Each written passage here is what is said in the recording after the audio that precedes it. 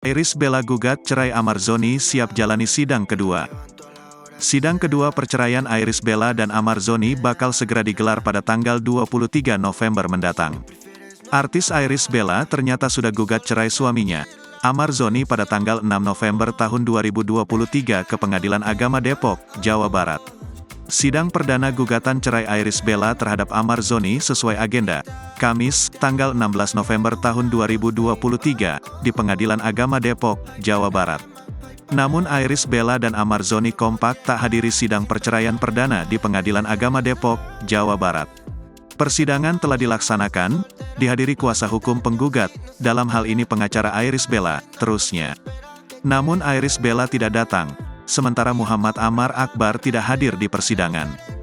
Jadi yang hadir hanya pihak Irish Bella, tambahnya.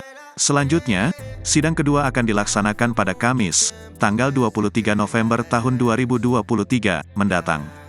Hakim pun berharap kedua belah pihak bisa hadir ke persidangan, sehingga mediasi dapat dilakukan.